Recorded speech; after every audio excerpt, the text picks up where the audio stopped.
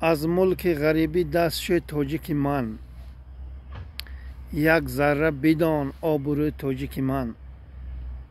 بیگانه زی پای تابوت آچه گرفت، عیب نیست به ما و تو بگوی تاجیک من.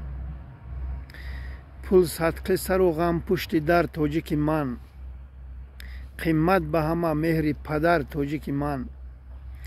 ترک کن غلام و بردگی بیدار شو، مادر ز غمت خون جگر تاجیک من.